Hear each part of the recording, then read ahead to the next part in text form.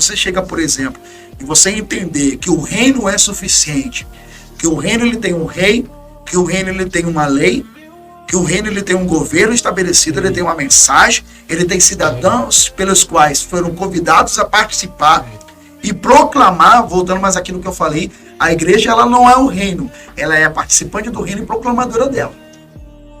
E ela vai ser requerida pela falta ou não da proclamação do reino.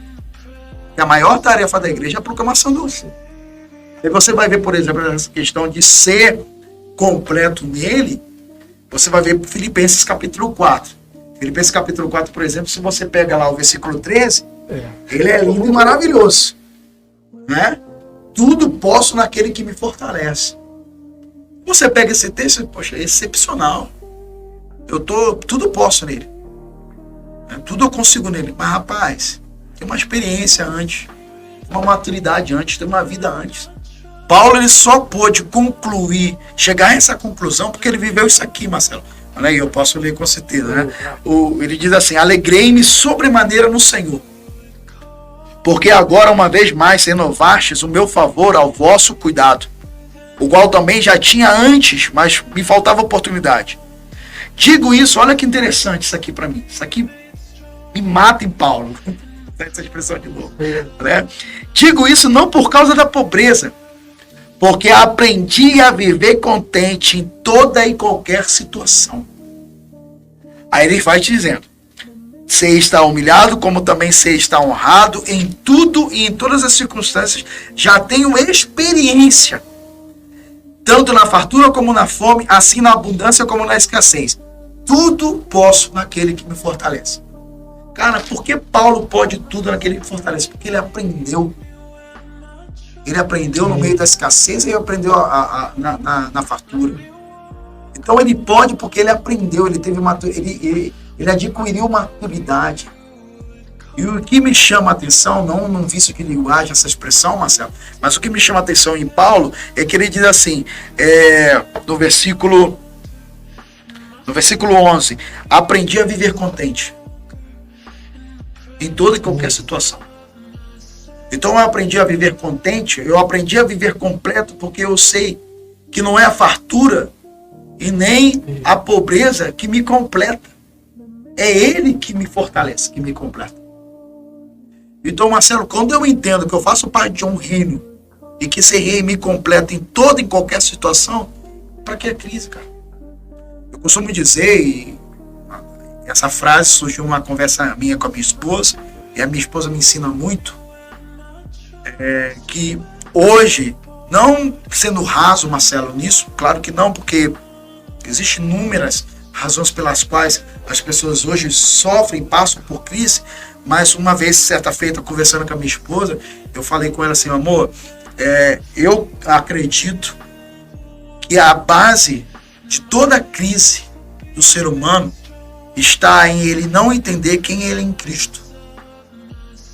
Porque quando eu entendo quem eu sou em Cristo, não é a opinião A, B ou C que vai me guiar. Aí eu posso chegar no que Paulo chegou. Rapaz, eu aprendi a viver nisso tudo. Por isso que eu posso tudo. Você falou com o senhor, identidade é o assunto que eu mais amo. Depois que é ativado, quem te para? Tanto que você vai ver, por exemplo, em Mateus 4, que a tentação de Jesus, e assim, Marcelo,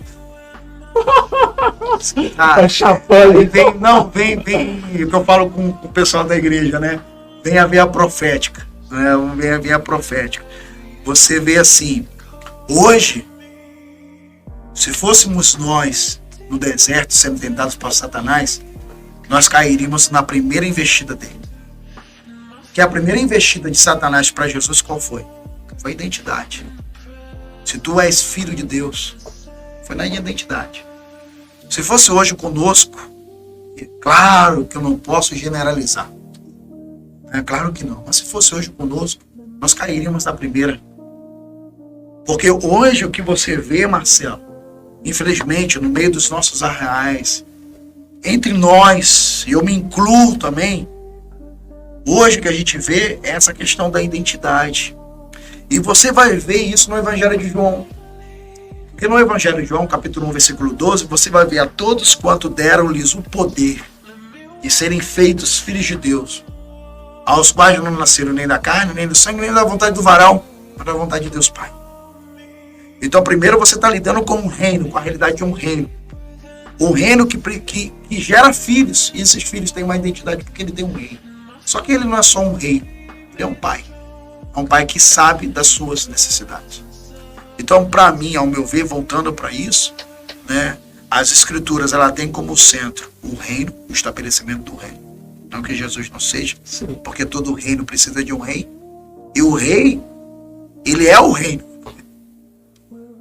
O rei, ele é a representação. É a extensão do rei, né? Ele é o reino. O reino precisa de súditos. Não é que precisa, né? O reino tem pra os súditos. Reino, tem que ter o reino tem os seus súditos. Mas o que é diferente do reino de Deus para o império das trevas é que o reino de Deus nos chama a participar desse reino. E participar de maneira ativa, não é de maneira passiva. Por isso que até a questão da gente conversando sobre isso, pastor, mas o reino está ou ele vai chegar? Jesus deixa bem claro. Tem uma expressão, me foge a memória agora, né, mas uma expressão, eu posso dizer de repente teológica, mas uma expressão que ela diz assim: o que é o reino de Deus? O reino de Deus está, mas não é. É o já e o ainda não, né? É o já e o ainda não. Então, quando Jesus fala assim, o reino está em vocês, ou entre vocês. Então, o reino de Deus está aqui. Eu posso usufruir desse reino, não na plenitude dele, mas eu posso usufruir. Por que usufruir? Porque eu não tenho como proclamar algo que eu não vivo. Sim.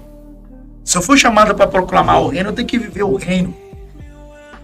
Então, por isso que ele está, mas ainda não é. Porque ele não está na sua plenitude. Ele não está no completo. Mas eu sou embaixador e eu sou proclamador desse reino. Entendeu? Então, como embaixador e proclamador desse reino, eu tenho que vivê-lo.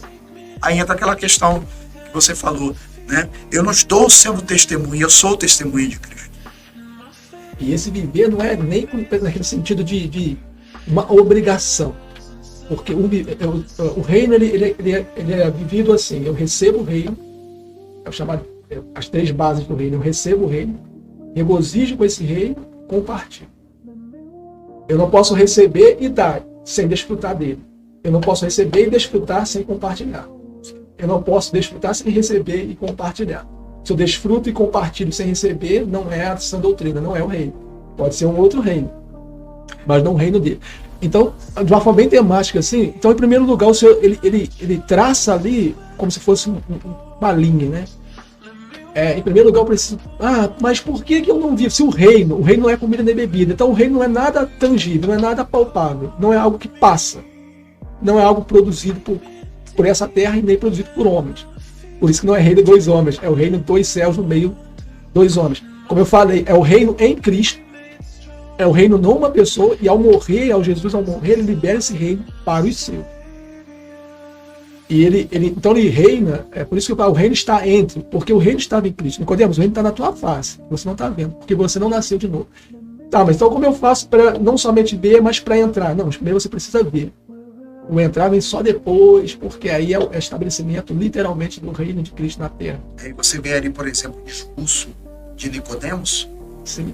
Você vai ver, por exemplo, que Nicodemos ele tem um nível, vamos dizer assim, Marcelo, para ser didático usando a tua expressão, ele tem um nível de revelação. Sim. Em que sentido de nível de revelação? Ele reconhece Jesus como mestre.